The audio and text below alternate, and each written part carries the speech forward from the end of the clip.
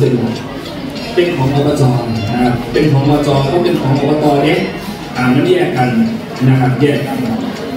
ถนนคือโครงสร้างของอบจหน้าที่ความรับผิดชอบการดูแลการส่งแสงทุกอย่างเป็นของอบจทุกอย่างนะครับอบตขอเงินสามารถขอไปปรับปรุงแก้ไขได้และอบตก็สามารถไปเห็นทั้งเมืองได้นะครับอันนี้อย่างนี้พ่อแม่พี่น้องเข้าใจแล้วครับพ่อแม่เรานายกขึ้นเหมือนจะนายกขึ้นเสยแค่จะคือบอกมาเห็นมาปรับปรุงมาแก้ไขอันที่รถไปที่รถมาลุมหลาย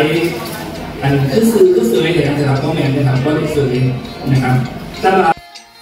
สวัสดีจ้าเพื่อนๆจ้าเพื่อนๆจ้ามื้อนี้กะยายน้องกับจิพาเพื่อนๆมาชมบรรยากาศของการอบรมพัฒนาอาชีพของกลุ่มสวนะจ้าตำบลเก้ายาดีของเฮานะจ้าเนาะซึ่งกับตำบลเก้ายาดีเฮาก็จะเป็นหนึ่งในตำบลที่อยู่ไอ้บนหลังเขาผู้แลนค่าเฮาเนี่ยแหละจ้าของจังหวัดชัยภูมิเฮานะจ้าก็จะมีอยู่น้ำกัน4ตำบลแล้วก็เด้อที่อยู่ทั้งภูเขานี่ก็ซึ่งกับมีตำบลเก้ายาดีขึ้นอำเภอเชียงคอจังหวัดชัยภูมิเฮาแล้วก็ทาปอกไฟหวานนะคะก็จะขึ้นอำเภอเชียงคอตำบลทาหิงโงมนี่เพิ่นจะขึ้นทางอำเภอเมืองนะคะและสับสีทองเพิ่นก็จะขึ้นทางอำเภอเมืองนะคะจ้าซึ่งมื้อนี้ก็ทางตำบลเก้ายาดีเพิ่นก็มีอยู่น้ำกัน9หมู่บ้านนะจ้ะเพิ่นก็จะมีการพัฒนาหรืออบรมพัฒนาฝีมือ